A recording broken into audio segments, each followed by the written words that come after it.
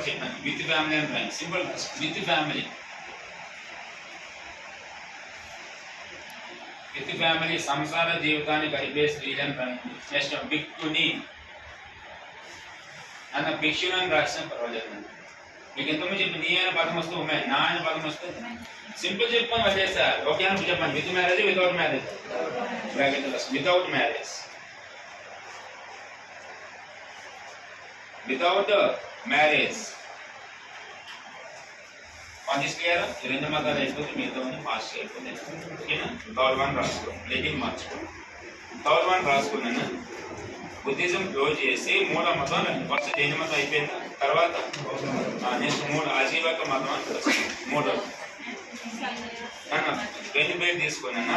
Women's ఇద్దరు పేరు తీసుకుని భిక్షుని అన్న ఒకటి, ఉపాసన అన్న ఒకటి. ఉపాసన ఉపాసన అంటే జెంట్స్ అన్న, నీ అంటే ఇద్దరు ఇద్దరు సంసారం చేసేవాళ్ళు, సంసారం చేయని వాళ్ళు వెండి పెట్టేసి. కాకపోతే వాడు అడిగినప్పుడు ఏంటంటే విత్ అంటే ఆఫ్టర్ మ్యారేజ్ బిఫోర్ మ్యారేజ్ అయితే మనం మార్చేసుకో. Next one Ajivaka religion. నన్ను నెక్స్ట్ మతం మీకు ఇచ్చిన తీసుకొని ఫస్ట్ చూడండి, మతాలు పంపించి చెక్ చేసుకొని ఏ ఒక్కటి వదలకండి బిట్టు. ఫస్ట్ 60 కొత్త మతాలు పుట్టి అని చెప్పాను. అందులో ఏ మతాలు రాస్తారు చెప్పండి, మీరు బుక్ చేసి చెప్పండి. చేసేదండి. నెక్స్ట్ మూడో మతం ఏమని చెప్పండి, ఈ లిస్ట్ కంప్లీట్ చేయండి. అజీవక రిలీజియన్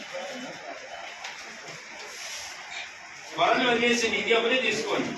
అజీవక రిలీజియన్ మక్కలి గోశాల రాసుకోండి. ఫౌండర్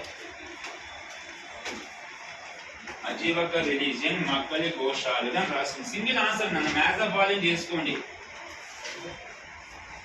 నన్ను మళ్ళీ చెప్పనా, అజీవక రిలీజియన్ అని రాస్తారా. ఫౌండర్ మక్కలి గోశాలుడు. Single answer. దీనికి ఏం రాయకండి, మ్యాథ్స్ ఆఫ్ వాల్యూమ్ ఉపయోగపడతాయి దాని క్వశ్చన్స్ అన్ని. సరే, మక్కలి గోశాలు ఎక్కడ తెచ్చేయండి నన్ను.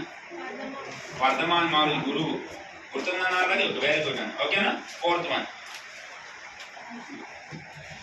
ఫోర్త్ మతం చార్వాక